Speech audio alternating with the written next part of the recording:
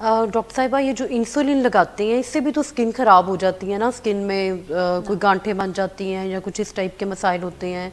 और ये जो चेक करते हैं उसमें भी ये फिंगर्स पे भी निशान पड़ जाते हैं, वो भी स्किन की ही रिलेटेड प्रॉब्लम्स आ जाती हैं। जी, डायबिटीज़ एक तो खुद स्किन कंडीशंस करती है, इसकी इससे रिलेटेड है। दूसरा इसके ट्रीटमेंट यानी इंसुलिन लगाने की वजह से भी स्किन कंडीशंस हो जाती हैं। तो उसमें हमें मरीज़ों को तरीक़ाकार गाइड करना होता है। जैसा कि मैंने एक पूरा प्रोग्राम किया इस पर कि इंसुलिन को कैसे इंजेक्ट किया जाए सही तरीके से।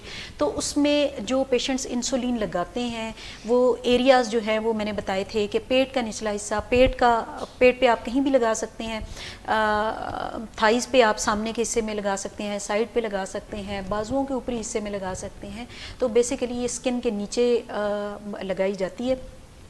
और उन एरियाज़ में जहाँ पर फैट हो, चर्बी वाले एरियाज़, वहाँ पर प्रेफरेबली इंसुलिन इंजेक्ट की जाती है, इसकी एब्जॉर्प्शन अच्छी होती है। लेकिन हमारे मरीज़ मोस्टली क्या करते हैं कि जहाँ पर वो एक दफ़ा इंसुलिन लगाई है अगले दिन भी उसी जगह पर लगाएंगे, या सुबह दोपहर शाम 3 टाइम लगा रहे हैं तो उसी जगह पर लगाए जाते हैं।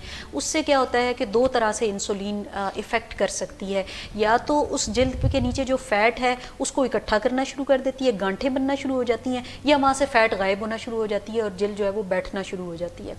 दोनों सूरतों में इंसुलिन का इफ़ेक्ट कम होना शुरू हो जाता है कि आप इंसुलिन लगा रहे हैं और इंसुलिन असर नहीं कर रही, शुगर कंट्रोल नहीं हो रही। वो ये समझते हैं कि जी यूनिट जो है वो कम है और या हमारी इंसुलिन प्रॉपरली इफ़ेक्टिव नहीं है, इसको रिकंसल्ट डॉक्टर से करना चाहिए और हमें डोजिंग चेंज करनी चाहिए, ये इंसुलिन की वैरायटी को चेंज कर देना चाहिए।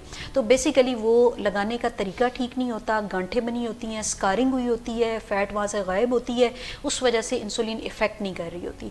तो उसका हल ये है कि हम ये गाइड करते हैं कि आप जहाँ पर एक दिन इंसुलिन लगाएं उससे 1 इंच 2 सेंटीमीटर हट के अगले दिन लगाएं, उसी जगह पर ना लगाएं, या एक टाइम लगाते हैं तो अगले टाइम उससे हट के लगाएं। तो उससे क्या होगा कि वो आपकी फ़ैट इकट्ठी नहीं होगी, स्कारिंग नहीं होगी। दूसरा, उंगलियों पर जो निशानात बन जाते हैं वो चूँकि फ्रीक्वेंट बार बार शुगर चेक करने की वजह से ग्लूकोमीटर पे वो प्रिक के निशानात होते हैं। तो उसमें भी होता है कि आप एक ही फिंगर पर ना करें। आपको अल्लाह ताला ने 10 उंगलियां दी हैं, ठीक है, आप वो जगह चेंज करते रहे और उससे होपफुली वो नहीं बनती। दूसरा, आपकी जो नीडल है वो शार्प होनी चाहिए, तेज़ होनी चाहिए और आप अपनी नीडल फ्रीक्वेंटली चेंज करते रहें।